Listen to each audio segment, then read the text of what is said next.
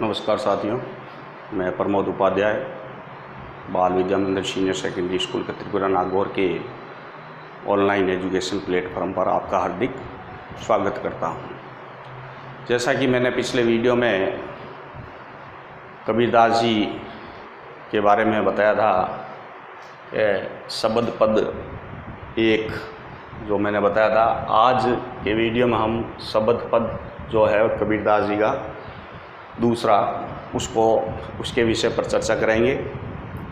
कबीरदास जी के इस पद के अंदर कबीरदास जी ने ये बताया है कि जब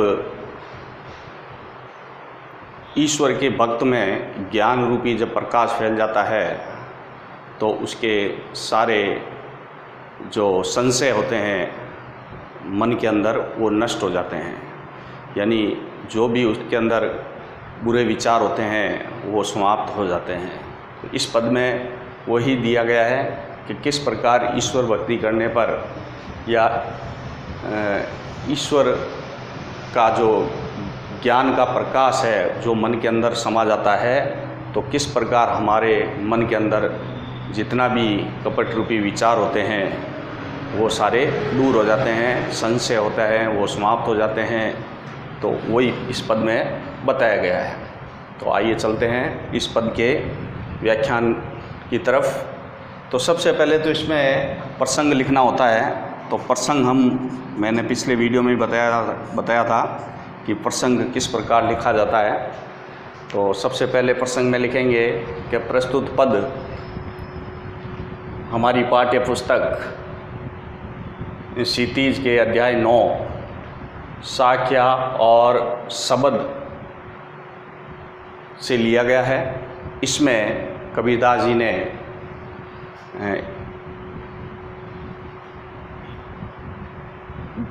मन में ज्ञान का उदय होने पर सारे संशय नष्ट हो जाते हैं का वर्णन किया है। तो आइए चलते हैं इस पद की व्याख्या करते हैं कि व्याख्या किस प्रकार होगी। सभी शब्दों पर ध्यान देने की ज़रूरत है कि किस प्रकार कबीरदास जी ने इसको लिखा है।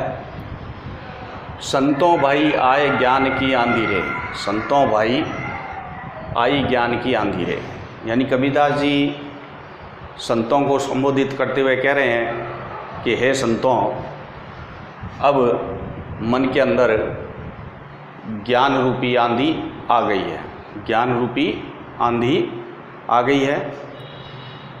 ब्रह्म की टाटी सबे उड़ानी माया रहे न बांधी। ब्रह्म की टाटी ये मतलब होता है यहाँ पर जो हमारे मन के अंदर जो ब्रह्म और संशय होते हैं उससे बनी हुई एक टाटी यानी का मतलब होता है जैसे कि कोई बांस की लकड़ी जो होती है खपचियाँ, उससे बना हुआ पर्दा। तो उस रूप में ब्रह्म की टाटी सबे उड़ानी माया रहे न बांधी, यानी हमारे मन में जब ज्ञान का उदय हो जाता है, ज्ञान प्रकट हो जाता है, तब जो मन के अंदर भ्रम और संशय जो होते हैं वो सब टाटी रूप में उड़ जाते हैं और माया रहे न बांधी, और जो अज्ञान रूपी बंधन माया है वो भी दूर हो जाती है, और वो भी बंधन रूपी जो माया है उसको बांध नहीं पाती है। आगे देखो, हिती चिति के दवे थुनी गिरानी मोहे बलिंडा टूटा। हिती का मतलब क्या होता है? हिती का मतलब होता है स्वार्थ। क्या होता है? स्वार्थ। और चित्त का मतलब क्या होता है? चित्त का मतलब होता है मन। दवे थूनी गिरानी, थूनी का मतलब क्या होता है?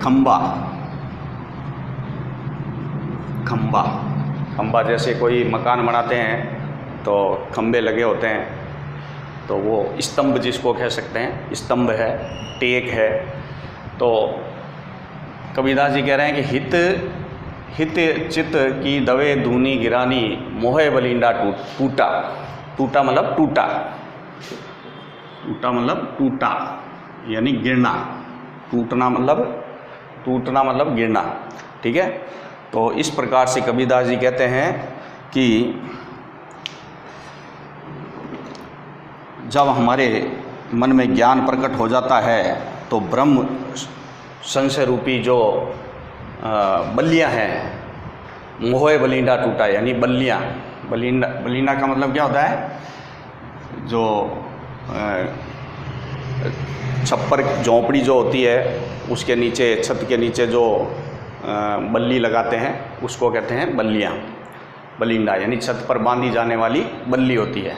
तो मोहे बलिंडा टूटा, तो यहाँ पर जो छत पर बांधी जाने वाली बल्ली एक रूप लिया है, यानी मोह का, मोह रूपी जो छत है उसका जो बल्लियाँ हैं वो टूट जाती हैं। तो इस प्रकार से कबीरदास जी कहते हैं कि हित चित्त की दवे खंबा धूनी किरानी, यानी धूनी यानी मतलब होता है कि खंबे गिर जाते हैं, यानी स्वार्थ और मोह रूपी जो खंबे होते हैं इसके झोंपड़ी के, झोंपड़ी कौन सी होती है, वो संशय रूपी झोंपड़ी, यानी मन के अंदर जो कपट रूपी झोंपड़ी होती है उसके जो दो खंबे होते हैं स्वार्थ और मोह रूपी के, वो भी गिर जाते हैं। कब गिर जाते हैं, जब हमारे मन में ज्ञान का उदय होता है, ठीक है। अब आगे देखो, तृष्णा छान पार घर ऊपरी कुबदी का बांडा फूटा, यानी तृष्णा, तृष्णा का मतलब क्या होता है, प्यास, प्यास, या इसको कहते हैं चाह, तृष्णा, तृष्णा छान पर घर ऊपरी, तृष्णा छान, छान का मतलब झोंपड़ी, छवि हुई झोंपड़ी, पार घर ऊपरी यानी छत के ऊपर, ये घर ऊपरी का मतलब क्या होता है, छत, यानी छत के ऊपर जो झोंपड़ी बनी हुई है प्यास और चाह की, छत के ऊपर जो प्यास और चाह रूपी झोंपड़ी बनी हुई है उसका भी ज्ञान का उदय होने पर वो भी टूट जाती है, गिर जाती है। कुबुद्धि का भांडा फूटा, और मन के अंदर जितने भी बुरे विचार होते हैं वो भी, उनका भी भांडा फूट जाता है, यानी वो भी नष्ट हो जाते हैं, ठीक है। आगे देखो, आगे है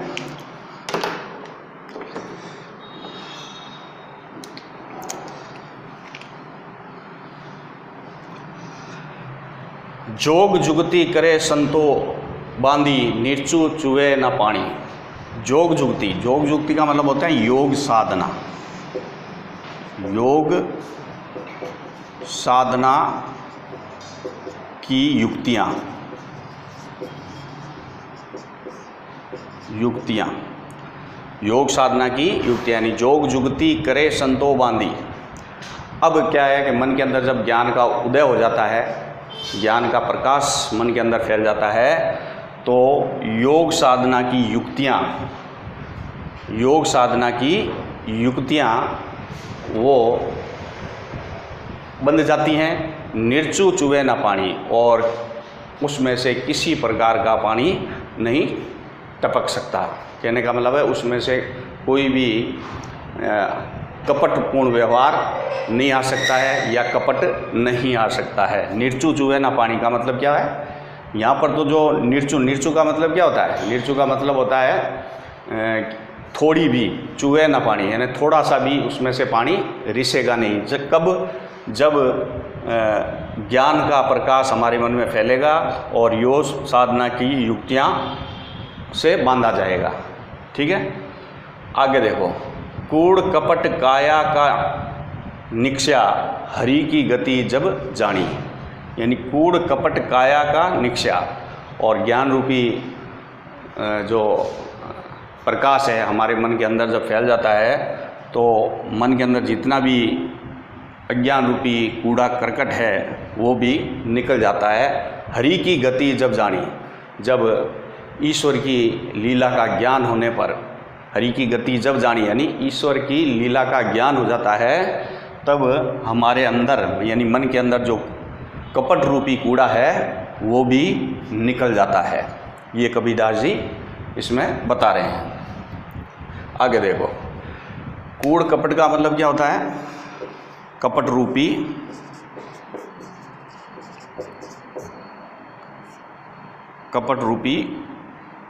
ज्ञान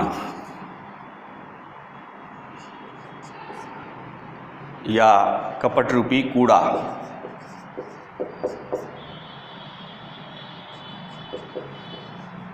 कपट रूपी कूड़ा। काया का मतलब क्या होता है? शरीर। निक्षय यानी निकलना, निकल जाता है। हरि की गति जब जानी, जानी यानी जब ईश्वर की लीला का जब ज्ञान हो जाता है, ईश्वर की लीला का जब हमारे मन के अंदर उदय हो जाता है, तो हमें हमारे अंदर जितना भी कपट रूपी कूड़ा है वो हमारे शरीर से या हमारे मन से बाहर निकल जाता है।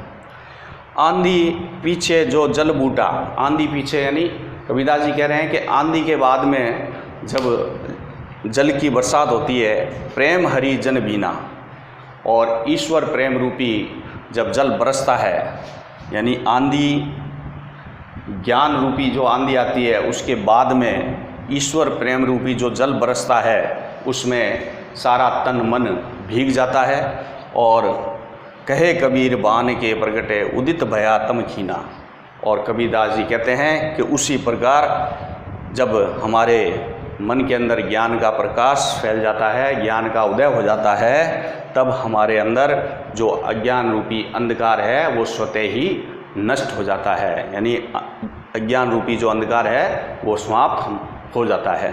तो इस तरीके से कबीरदास जी ने बताया है। आंधी पीछे जो जल बूटा, बूटा का मतलब क्या होता है? बूटा का मतलब होता है वर्षा। बूटा का मतलब क्या होता है? वर्षा।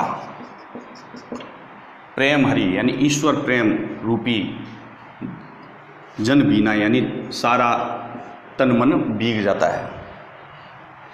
कहे कबीर बान के प्रगटे, यानी बान के प्रगट का मतलब क्या होता है? इसका मतलब होता है कि ज्ञान का प्रकाश, ज्ञान का प्रकाश उदित भया, उदय होता है। तम खीना, तम खीना यानी तम का मतलब क्या होता है? अंधकार, अंधकार।